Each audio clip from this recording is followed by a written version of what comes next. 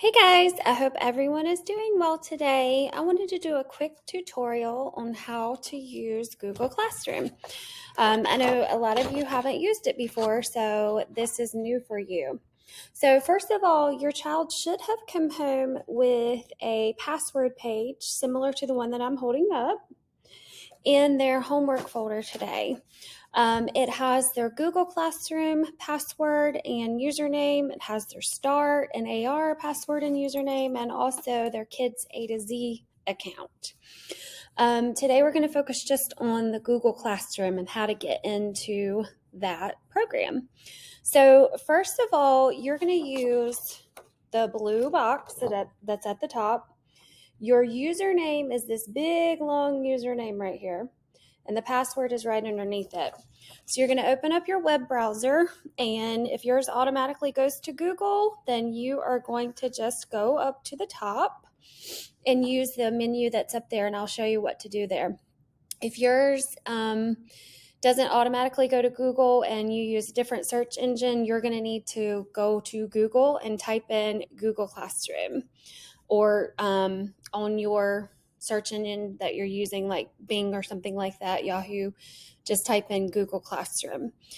So once you go to Google Classroom, or to Google, sorry, you're going to find this 9-dot matrix that's up here at the corner, the right-hand corner. We call it a waffle in our class because it looks like a little Eggo waffle.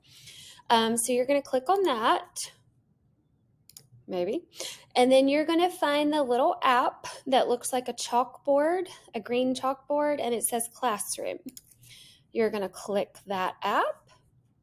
And then Miss Yao has tons of classes on here because I've done lots of them. But you're going to find the one in your menu that says 2023-2024 Miss Yao. So go ahead and click that. When you get to this screen, mine looks a little bit different than yours because I'm the teacher, so you don't have the class code and the Google Meet link and all of that. This page is not important to you. So it just says, welcome to our classroom. That's the only thing on that page that you need to pay attention to. So you're automatically every time going to go straight to this classwork tab. So you're going to click on that tab. And my computer wants to be slow right now. On everyone's Google Classroom, once you get to this part, everyone is going to have, at the very beginning, it'll always have important links at the top. This is where I put different websites that we use frequently, like Kids A to Z, our STAR and AR website, when we start using Reflex Math. When we start learning multiplication, there's going to be some songs to help you learn how to skip count. Those will be added. And then underneath the important links, there is a password section that your child will only have the passwords for them. Now, I have all of them because I have all the students. So your child should only say your child's name. So for example, if I were Pearl's parents, I would only see Pearl underneath hers.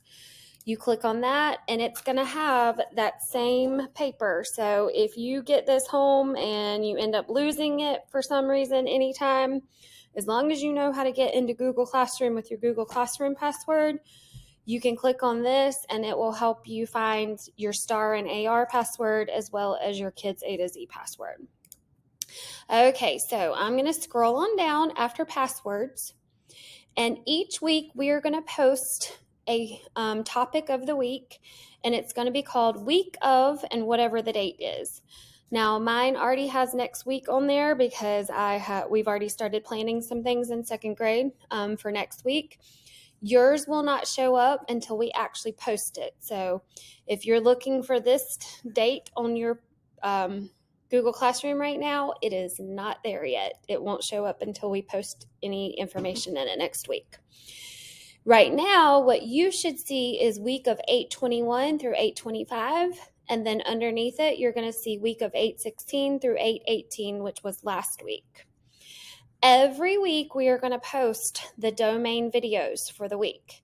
So if your child is absent for any reason, they will always have the opportunity of hearing the domain story that they missed for the day.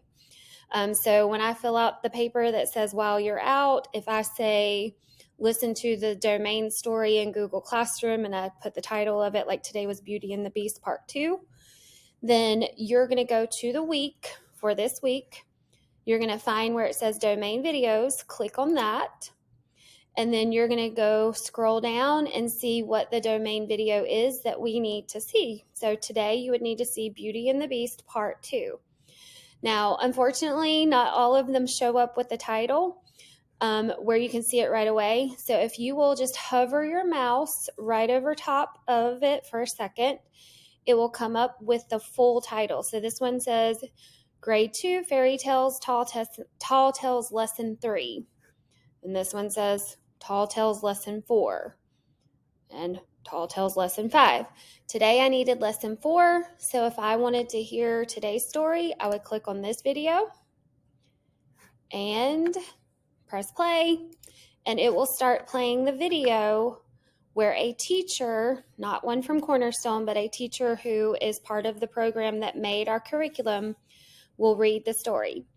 The only thing they will do is actually read the story. They will not ask questions about the story. They won't do all the fun voices and stuff like we do in the classroom when we're reading.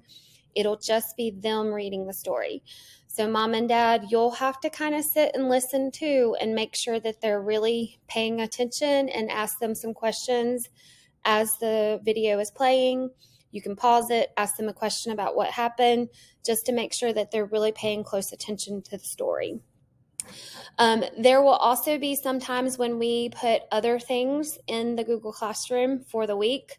For instance, if there is an activity that is part of homework or something, we may post it under the week for that current week. You also have the option, if you go up, like as we go later on in the year, you will start to see a list of topics right here, right now. Since there's only 4 topics, I don't have a menu. But as we go further along in the year, you'll start to see a list of topics here. So you can easily click on that topic and it'll take you straight to that week. Other than that, don't worry about the grades. No grades will be posted in Google Classroom. Those will always be on PowerSchool. I am going to send out a separate video on how to access PowerSchool and how to look at all the different information that's in PowerSchool and how you understand that. So that'll be a separate video. But for now, that is the gist of Google Classroom. If your child sees this Kids A to Z, everyone is set up in Kids A to Z right now, but we haven't used it yet in class. It is a program where they can go in and they'll take a placement test at the beginning, and they can go in and find any book that they want to read that's in the program, and they can read it, and it's based on their reading ability. So if you're having trouble finding books at home to read for homework at night, or maybe don't have a chance to go to the library yet and you've already read the books that you checked out from the library and need to get new books, but we haven't gone yet, you can always go to Kids A to Z and they can choose a book to read there for the night. All right, so if you have any questions, please feel free to reach out to me, but that is a quick overview of how to use Google Classroom. I will see you guys when I see ya. Bye.